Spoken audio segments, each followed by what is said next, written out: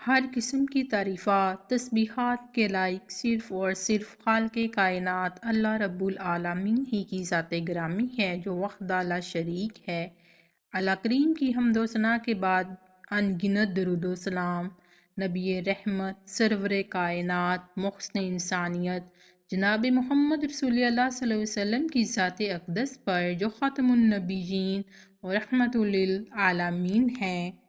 ناظرین محترم، السلام علیکم۔ آج کی ویڈیو میں ہم حضرت یونس علیہ السلام کے واقعے کے بارے میں بات کریں گے۔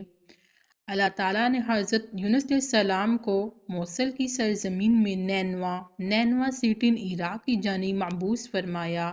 وہاں کے باشندوں کو آپ نے دعوت توحید دی۔ وہ تکذیب و تکفیر کرتے ہوئے اپنے کفر و عناد پر ڈٹ گئے۔ جب معاملہ طوالت اختیار کر گیا اور آپ کی کوششیں برابر ثابت نہ ہوئیں تو آپ وہاں سے نکل گئے۔ انہیں خبردار کر دیا کہ 3 دن کے بعد عذاب الہی کے اثرات ظاہر ہو جائیں گے۔ جب حضرت یونس علیہ السلام وہاں سے تشریف لے گئے اور عذاب الہی کے اثرات نمودار ہو گئے تو اللہ تعالیٰ نے اہل نینوا کے دلوں میں توبہ استغفار کی توفیق ڈال دی۔ وہ اپنے نبی یونس علیہ السلام کے ساتھ ڈٹائی سے پیش آنے پر نادم شرمسار ہوئے، اپنے عمدہ لباس اتار دیے، ہر چیز جانوروں تک کو اپنے بچوں سے جدا کر دیا، پھر وہ بارگاہ الہی میں آہ و فریاد کی، چیخ و پکار، عجز و انکسار اور مفلسی مسکینی کا مجسمہ بن گئے۔ مرد عورت، باپ بیٹے اور ماں بیٹیاں، چوپائے مواشی الغرض ہر چیز ڈاریں مار رہی تھی۔ اونٹ اپنے بچوں کے ساتھ، گائے اپنے بچوں کے ساتھ اور بکریاں اپنے بچوں کے ساتھ چیخ و پکار کر رہی تھیں۔ ہر چیز نے آہ و بکا بارگاہ الہی میں پیش کر کے ہولناک منظر پیش کر دیا تھا۔ وہ عذاب الہی جو تاریک رات کی طرح ان کے سروں پر گردش کر رہا تھا، اللہ تعالیٰ نے اپنی رحمت، مہربانی اور اپنی قوت طاقت سے ٹال دیا۔ حضرت یونس علیہ السلام جب اپنی قوم پر ناراض ہو کر نینوا سے باہر تشریف لے گئے تو ایک کشتی میں جا کر سوار ہو گئے۔ کشتی کچھ دیر بعد ہچکولے کھانے لگی۔ قریب تھا وہ ہچکولے کھاتی ہوئی پانی کی موجوں کی نظر ہو جائے گی۔ کشتی میں موجود لوگ چہمگوئیاں کرنے لگے کہ قرآن اندازی کرو تاکہ پتہ چل سکے کہ کس کی وجہ سے کشتی اضطراب کا شکار ہو رہی ہے۔ جس کے نام کا قرآن نکل آئے اسے اٹھا کر سمندر میں پھینک دو، یہ فیصلہ طے ہو گیا۔ پھر جب قرآن اندازی کی گئی تو قرہ حضرت یونس علیہ السلام کے نام کا نکل آیا، لیکن لوگ اس پر آمادہ نہ ہوئے۔ دوبارہ قرآن اندازی کی گئی، پھر نام حضرت یونس علیہ السلام کا نکلا۔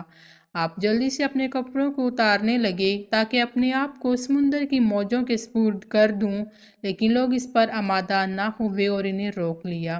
تیسری مرتبہ قرآن اندازی کی گئی، نام پھر حضرت یونس علیہ السلام کا نکلا۔ قرآن مجید میں سورۃ صافات میں فرمان الہی ہے، اور بے شک یونس علیہ السلام پیغمبروں سے ہیں۔ جب کہ بھری کشتی کی طرف نکل گیا تو قرہ ڈالا تو دھکیلے ہووں میں سے ہوا، پھر مچھلی نے اسے نگل لیا اور وہ اپنے آپ کو ملامت کرتا تھا۔ جب تیسری مرتبہ بھی قرہ حضرت یونس علیہ السلام کے نام ہی کا نکلا تو انہیں سمندر میں پھینک دیا گیا۔ اللہ نے بحر احزر سے ایک بہت بڑی مچھلی کو بھیجا، اس نے حضرت یونس علیہ السلام کو نگل لیا۔ اللہ تعالیٰ نے مچھلی کو یہ حکم دے دیا تھا کہ نہ تو حضرت یونس علیہ السلام کا وہ گوشت کھائے اور نہ ہی ان کی ہڈی ٹوٹنے پائے، یہ تمہارا رزق نہیں ہے۔ مچھلی انہیں اپنے پیٹ میں لے کر سارے سمندر میں گھومنے لگی۔ جب آپ مچھلی کے پیٹ میں چلے گئے تو آپ نے سمجھا میری روح کف سے عنصری سے پرواز کر گئی ہے اور میں موت کی وادی میں آ پہنچا ہوں۔ آپ نے اپنے اعضاء کو حرکت دی تو وہ متحرک ہو گئے، تب گمان گزرا کہ میں تو زندہ ہوں۔ اللہ کے حضور سجدہ ریز ہو گئے، عرض کی مولا کریم میں تیرے لیے ایسی جگہ سر بسجود ہونے کے لیے مسجد بناؤں گا جہاں کسی نے بھی عبادت نہ کی ہوگی۔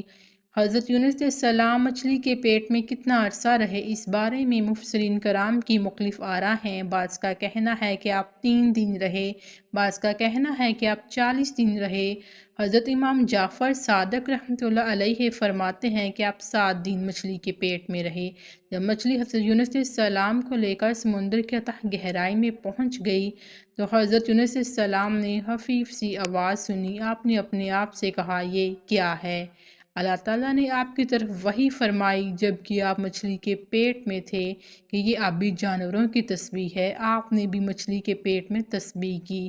حضرت یونس علیہ السلام مچھلی کے پیٹ میں تھے کہ آپ نے ان کلمات سے بارگاہ الہی میں دعا کی، لا الہ الا انت سبحانک انی کنت من الظالمین۔ اے اللہ، تیرے سوا کوئی سچا معبود نہیں، تیری ذات پاک ہے، بے شک میں قصوروار ہوں۔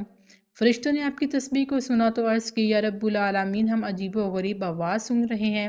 اللہ تعالیٰ نے فرمایا کہ یہ میرے بندے یونس علیہ السلام کی تسبیح ہے۔ اس نے میرے حکم میں کوتاہی کی تو میں نے اسے سمندر میں مچھلی کے پیٹ میں قید کر دیا۔ فرشتوں نے عرض کی، مولا کریم وہ یونس جس کی طرف سے شب و روز نیک اعمال تیری بارگاہ میں پیش ہوتے ہیں۔ اللہ تعالیٰ نے فرمایا کہ ہاں، وہی صالح بندہ یونس۔